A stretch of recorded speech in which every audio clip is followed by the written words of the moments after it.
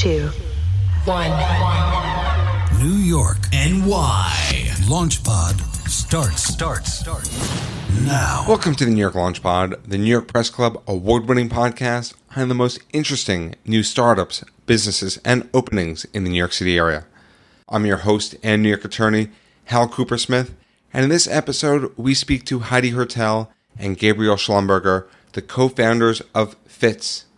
And Fitz makes custom eyeglasses for kids and adults alike through their revolutionary technology, which, get this, combines 3D printing and face scanning technology, the Face ID found in your iPhone. My son is perhaps unusual in this case. I think we've gone through about 10 pairs of glasses in the last 4 years. And ultimately, kids can learn to be pretty responsible with their glasses, but it does impede them from being kids. So we wanted things that are really play ready. And it is not just for kids, but for anybody. In this episode, we dive into how this incredible technology works, why kids and parents alike love their new frames, and a whole lot more. But before we go to the interview, if you haven't already, remember to sign up for our monthly newsletter for unique content and insights. And please subscribe to the podcast on your favorite podcast listening app. And if you want to purchase a pair of Fitz Frames yourself, go to fitzframes.com and use code FITZ-NY-LAUNCH. That's FITZ-NY-LAUNCH for 20% off. So with that, let's go to the interview. So glasses have been around for a long time, but you are doing something different. What are you doing? We are 3D printing glasses for kids using an app that we've developed that uses facial mapping to take measurements and create custom glasses for kids. So there is a lot to unpack there. 3D printing glasses for kids using an app. Let's start with 3D printing. People may have an idea about what 3D printing is, or they may not have any idea what 3D printing is.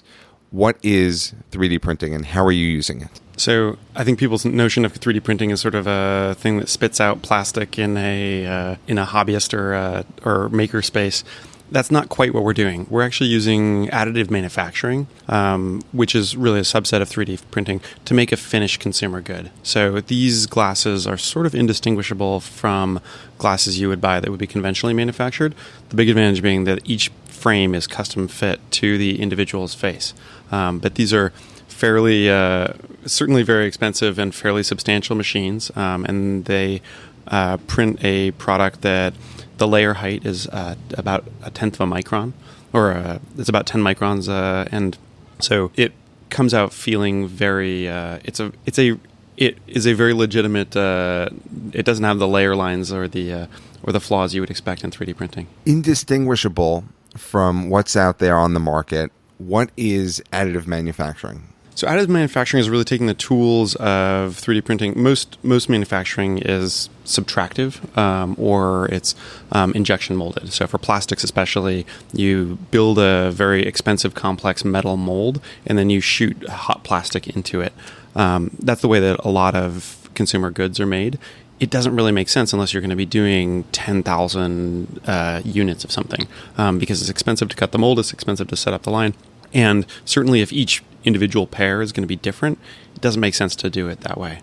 Most glasses are made either through injection molding or through cutting acetate. In our case, because we wanted to have each pair of frames individually fitted perfectly to the individual face, there really wasn't any other choice other than doing it with 3D printing. We looked at all the various different technologies that were out there that were just coming to maturity, and finally settled on selective laser sintering, which uses a laser to melt a very thin layer of plastic and then build up over time. It takes about 12 hours to make a batch of glasses, and the net result is something that is actually a very real finished consumer good. It has actually better mechanical properties than conventional manufacturing. So we talked about 3D printing and customization, and another element to your story is an app. How does that work? Because now we're talking about customizing eyeglasses based off of an iPhone or a smartphone app. Well, we all know that kids use any excuse they can to get their hands on a phone. So we're really excited to let parents give them the opportunity to do that. And we've designed an experience that's supposed to last 5 minutes. Our customers have been taking even less time than that. And basically what you do is you download the app, you use our virtual try-on to check out all of our styles and colors. We've got 8 colors and 6 styles. And then you do your measuring. So we use facial mapping through the iPhone camera to take the thousands of measurements of your face. And you then enter your prescription, or you can send it to us later. And you check out through Apple Pay, and we deliver the glasses to you in about a week. That's the goal. So facial mapping through the iPhone, you're able to generate glasses through that? That's something that's possible? It was a sort of convergence of technology. I think that this is a company you couldn't have created 3-4 years ago.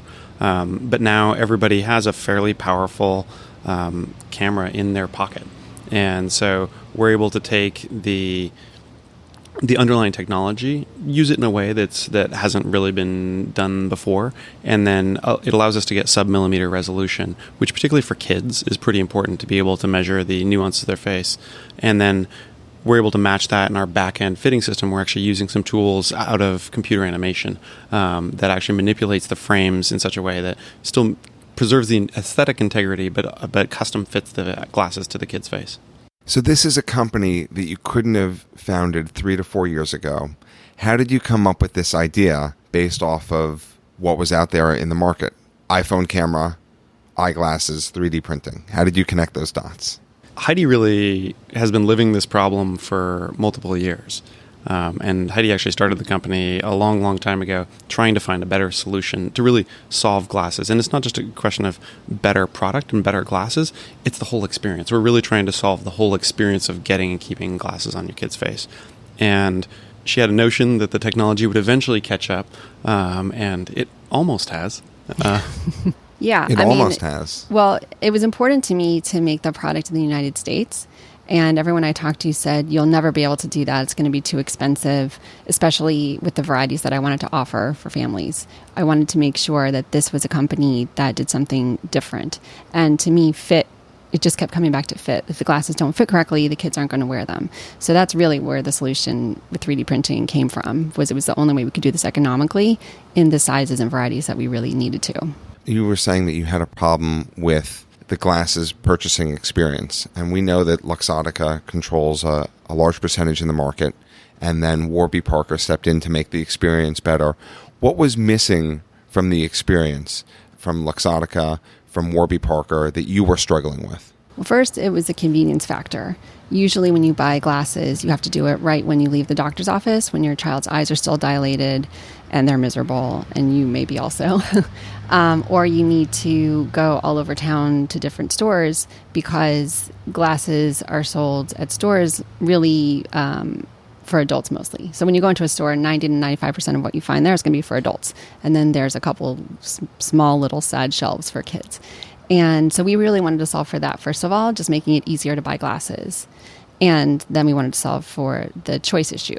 Most glasses come in 2 sizes, and that means you're basically choosing between a small and a large. So the same glass that's supposed to fit a 3-year-old is supposed to fit a 7-year-old, and then ages 8 and up is the other size. So that's something that nobody else has really solved for in the kids market yet as well. And Warby Parker wasn't doing direct-to-consumer for kids.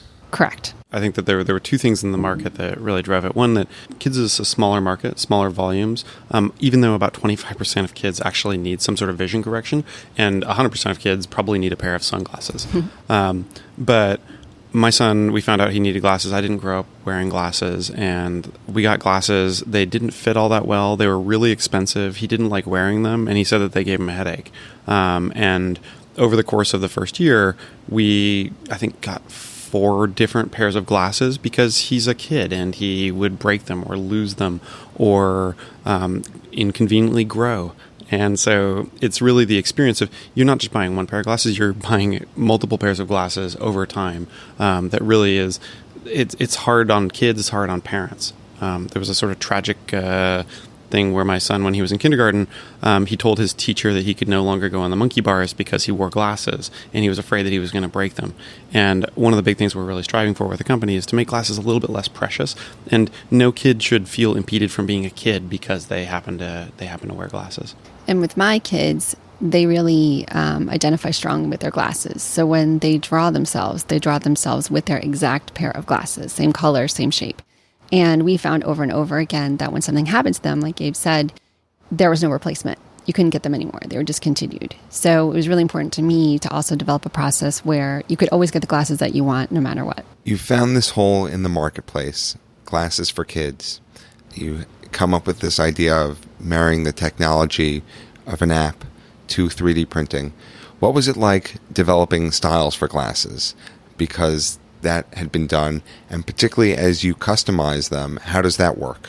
So that was something I was really excited to work on. So we have a couple of advisors. One of them is David Gonzalez, who was at Fred Siegel Eyes for a long time. It's been fitting people for about 20 years. So he really helped us define the styles that we were looking for to bring the collection together and to refine them to make them flattering for little faces. So we did a lot. We spent a lot of time. We really we want people to see the faces behind the frames, not just bulky glasses. So in order to do that, we softened, aspects of glasses that can really block the face. So we made certain angles softer, we lightened up the bridge a little bit, and we made them so that you can actually see the person behind the frame. The amazing thing also is that with our system, you can fit any style to any face. So in a lot of ways, you're confined, especially because kids have more difference in face morphology, but it's true with adults too. You're really confined to the types of styles that fit your face more so than the types of styles that you actually think look best or you would want to wear. And so the thing that we noticed is that people are freed up to get the kind of glasses they want. My son wanted a sort of a higher, sort of a Wayfarer style. His face just doesn't fit that way. And so he always ended up with more sort of Harry Potter-like glasses. And after we ran his measurements, I thought, first of all, there's some errors in the measurement system. It turns out, no, he just needs about 17 degrees of pantoscopic tilt, which is the tilt on the front of the glasses. Our system actually can accommodate that. You can't buy a pair of glasses with more than about 5 or 6 degrees of pantoscopic tilt. And so he ends up getting to wear the style of frame that he wants and that he could not wear in conventional manufactured glasses. And we also wanted to get away from the traditional definition of what frame fits your face. So instead of this idea that you got a round face, you wear this frame. You got a square face, you wear this one. We throw you right into the virtual try-on so that you try everything out. And then maybe you fall in love with a frame you might not have otherwise. You talk about how they're designed for children and meeting children's needs, but what element, in addition to customization for a face, do children actually need? Durability is really important in children's glasses. Durability. My kids have gone through so many glasses. We've broken them several times, and we really wanted to solve for that, especially with the hinge. So when kids' glasses break, they often break there. And so we've developed a snap fit hinge, which basically means that there's no screws, there's no extra parts, there's no metal pieces. And if something happens, if the kid gets hit with the ball or they fall down or a younger sibling snatches the frames from off their face, the arm or the temple just pops off and you're able to put it right back in and the kid can just keep on going. And how often are kids breaking their glasses? I have to imagine a lot. How many would you say kids go through a year? 30, 40? Yeah. 30 or 40. My son is perhaps unusual in this case. I think we've gone through about 10 pairs of glasses in the last 4 years.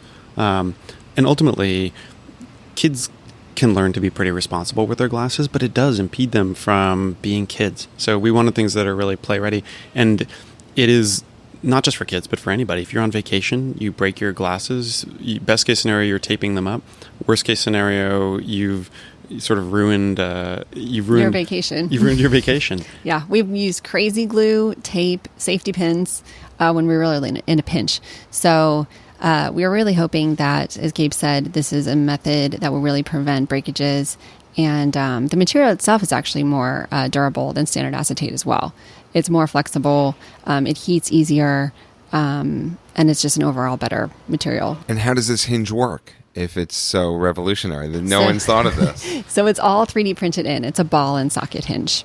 It just fits like together. A shoulder, like a like my shoulder, I remember from anatomy, is a ball and socket It makes joint. less noise than my shoulder does.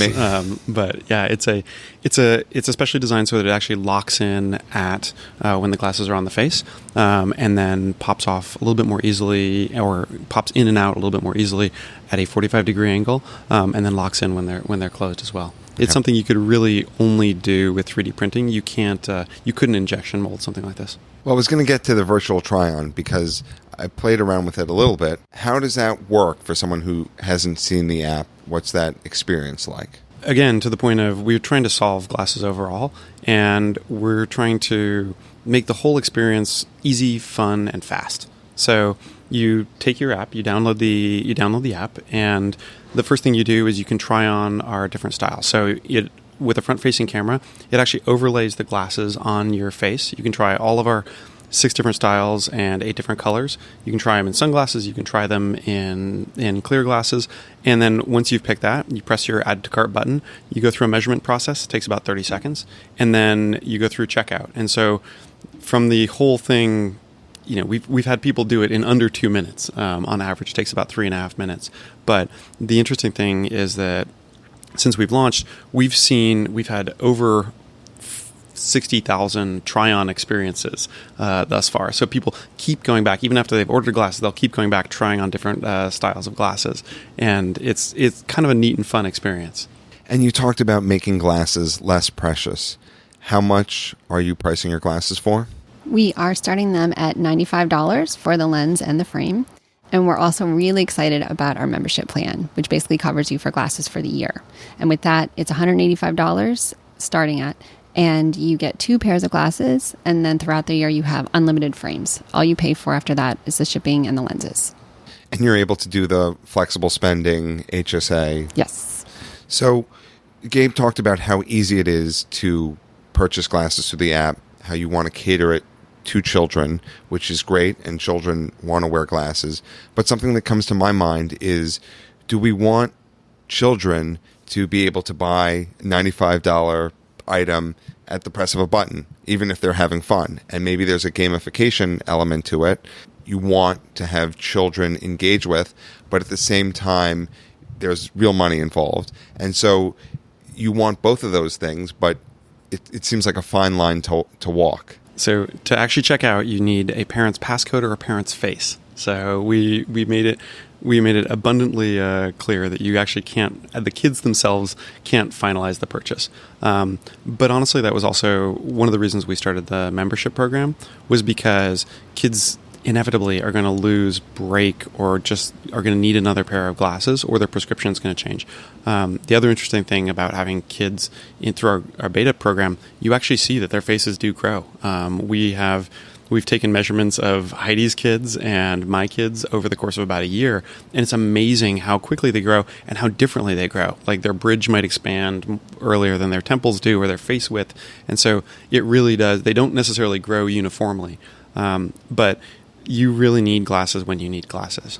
And we've also seen how their taste changes, right? And their preferences. So it's really nice that you no longer have to choose with our program your school picture glasses. You can change it up throughout the year, and you can even change the temples with the faces so that you've got different contrasting colors. So you're in the glasses selling business, and you have a subscription plan, which you talked about. But one of the things that you alluded to is that children's faces change over time, which is probably something that no one has ever thought about and has the data that you have access to. How often will children need to change their glasses in addition to just changing styles for fun? Even if parents haven't thought about it, they've experienced it. And for the most part, people end up buying oversized glasses that eventually the kid grows into, and then by the time they get rid of the glasses, they are way too small for them. And so the American Society of Pediatric Ophthalmologists suggests that you should be refitted to your glasses every 6 months or so. For us, it's super convenient. You can just take your measurements. You can actually hold up the phone in front of your glasses to see if they're actually fitting correctly. And because it's easy and because it's at a reasonable economic price, especially if you have our membership, there's no impediment to getting a new pair of glasses. And so you should always have glasses that actually fit you really, really well. So it also seems like you're a fast-moving company. You married the technology between Face ID and 3D printing shortly after the iPhone X came out for Face ID, which was 2017. But not all phones that are out in the market have Face ID. Do you kind of have the struggle that you may be a little bit too early in the market, or that your timing's right? I find it so interesting that you're so early in the market, but also it could be maybe too early. I think we're taking advantage of this moment, where the two technologies can be married together. And we're really excited to get in front of families. I'm popping up all over the place, whether it's on the sidewalks of my neighborhood or, partnerships like today's with SAG Mercantile. I think we're at the right place at the right time, and we're working on different variations of the app, and we're going to get there shortly. But I think we're really excited to be where we are and to share the technology. And I think families that we've talked to are super excited and want to be a part of it. Well, I want to press you on that a little bit because I love Fitz. I love the concept behind it, but I don't have a Face ID phone at this point. And I eventually will get one soon, but I don't have one. And I think that a lot of people may not have the most advanced camera at this point, and certainly as you look to expand, there's a somewhat limited market. How are you able to overcome the obstacle if someone doesn't have the most modern iPhone at this point? So in two ways. First of all of the new phones, so it's basically anything that has been introduced since 2017, actually has a Face ID. So it's come much more down market. The iPhone XR also has one. So it's coming in at a much lower price point. Presumably the iPhone that will be coming out in a few weeks will also have one. We have developed it so that it actually works on prior models. We were really just concerned about the accuracy.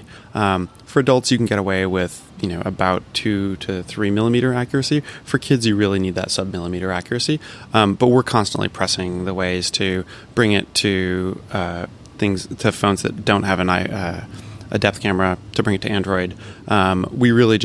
We're so concerned with Fit, and it's such a big value proposition for us that we didn't want to do a 3/4 solution for anything else. But it's definitely been a focus of our continued development efforts. And the other way is that we're actually having a series of pop-ups.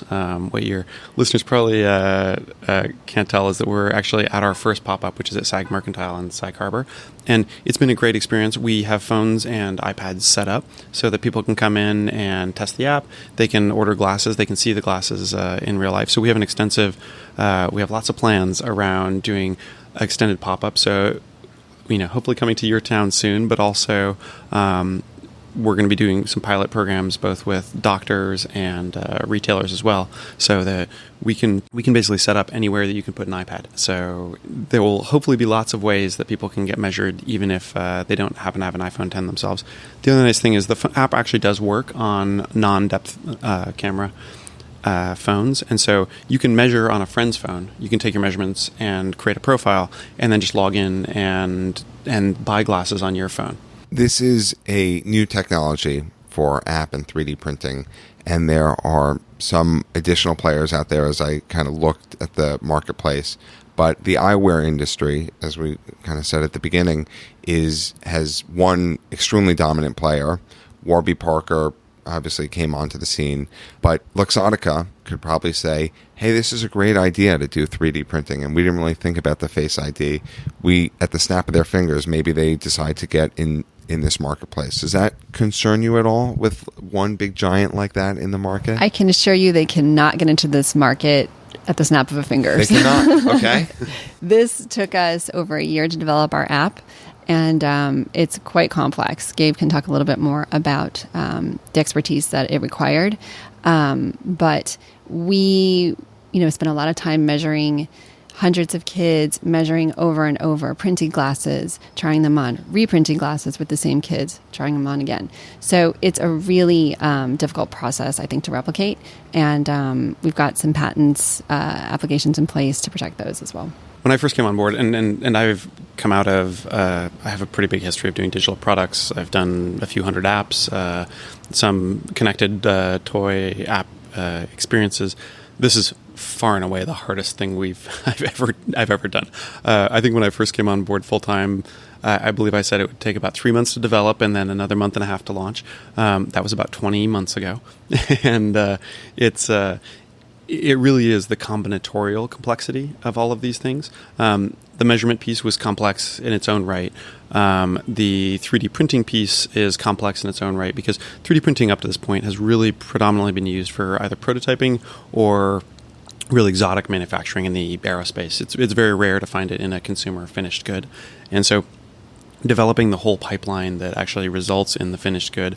But as Heidi said, the thing that we didn't really realize is it just takes a long time to really get the fitting. You know, having the measurements on one side and being able to make glasses, there's a huge gulf in between there of actually fitting those glasses onto people's faces, because the physical product never quite manifests exactly how you expect it to. And it really did take thousands of pairs of glasses. We have worn out our welcome with, I'm sure, pretty much every kid we know, because we would measure their face, print a pair of glasses, adjust things in the back end, test them out, measure them with calipers, take lots of photos, reprint, remeasure, lather, rinse, repeat for months. And it really did take thousands of pairs of glasses on hundreds of faces in order to really refine it to a place that we are very confident that we can now actually deliver great products no matter where you are. Well, I want to learn more about that big gulf between facial mapping and the actual product. And obviously, you go to kids, and kids are not known for their patience. But what was an additional challenge aside from that in terms of you have this mapping and Gabe, you had this impression that you thought it would be relatively straightforward to do. And then what was that challenge in terms of just coming out with the product? The technical challenges are the ones that you know about in going in. You know that it's going to be challenging to get measurements without some sort of marker. It's going to be challenging to get to accuracy, particularly around certain areas of the face that are even more important, particularly around the bridge.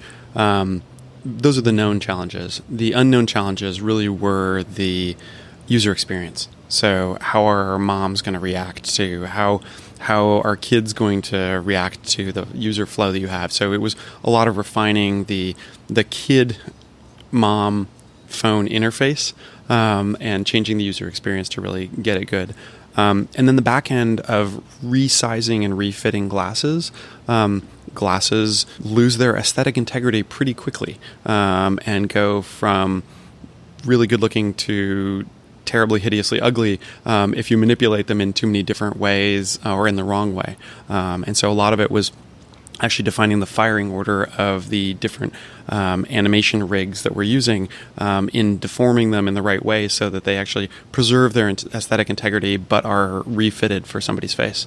And all these challenges, you think, will prevent someone from coming in and solving the way that you've solved that gulf? It was our biggest concern that it would be easy for another competitor to come in. I think that there's certainly technical challenges. There are user challenges, and there's a lot of work that actually would go into this.